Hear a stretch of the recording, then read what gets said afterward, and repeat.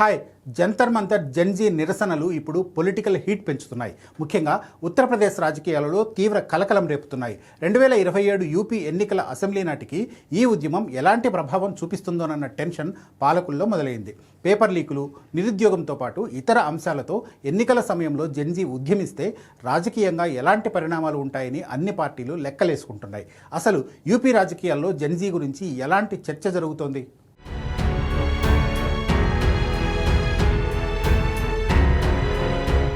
ఎన్నికలు సమీపిస్తున్నాయంటే రాజకీయ వాతావరణం తమకు అనుకూలంగా ఉండాలని అన్ని పార్టీలు కోరుకుంటాయి. ముఖ్యంగా అధికార పార్టీ ప్రభుత్వ వ్యతిరేకత లేకుండా చూసుకుంటుంది.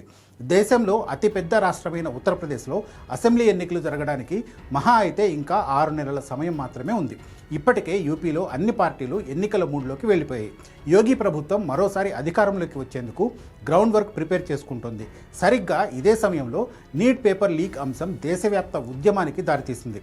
జంతర్ మంతర్ ఆందోళనల తర్వాత మోడీ ప్రభుత్వం జెన్జీ డిమాండ్లకు తలొగ్గాల్సి వచ్చింది. కాక్రోచ్ జనతా పార్టీ ఉద్యమానికి ప్రజల నుంచి కూడా మంచి రెస్పాన్స్ వచ్చింది. దీంతో ఈ వేడి యూపీ ఎన్నికలపై ఎంత మేర పడుతుందన్న చర్చ చేస్తోంది అధికార పార్టీ. ఢిల్లీ వేదికగా జరిగిన జెన్జీ నిరసనల ప్రభావం ఉత్తరప్రదేశ్ రాజకీయాలలో స్పష్టంగా కనిపిస్తోంది.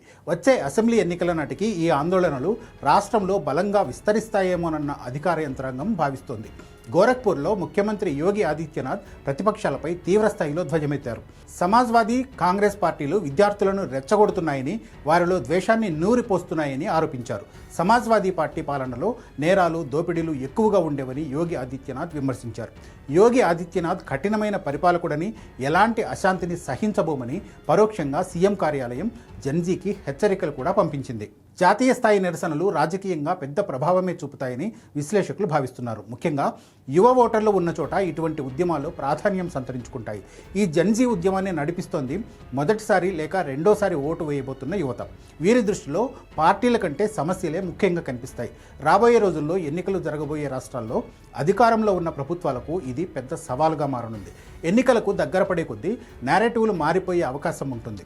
2024 లోక్సభ ఎన్నికల్లో పేపర్ లీకుల కంటే సంవిధాన్ బచావో ప్రచారం ఎక్కువగా పనిచేసింది. 2027 నాటికి ఏ అంశం తెరపైకి వస్తుందో చూడాలి.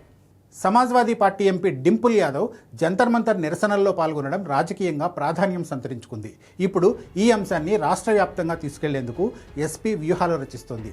జన్జీ సంవాద్ పేరుతో అఖిలేష్ యాదవ్ జిల్లాల వారీగా యువతతో నేరుగా మాట్లాడడానికి ప్రణాళిక సిద్ధం చేశారు. యూపీలో ప్రతి ఇంట్లో ఉన్న జన్జీని ఎన్నికల్లో టార్గెట్గా పెట్టుకోవాలని సమాజ్వాదీ పార్టీ లక్ష్యంగా పెట్టుకుంది. ఇక యూపీలో కాంగ్రెస్ పార్టీ కూడా జన్జీ ఓట్లే టార్గెట్గా ప్రణాళికలు సిద్ధం చేస్తోంది. ప్రతిపక్షాల ప్రచారాన్ని తిప్పికొట్టేందుకు బీజేపీ కూడా పక్కా వ్యూహంతో ముందుకు వెళ్తుంది. గతంలోనూ ఇటువంటి ప్రచారాలు వచ్చినా ఎన్నికల ఫలితాలు తమకే అనుకూలంగా వచ్చాయని స్పష్టం చేస్తోంది.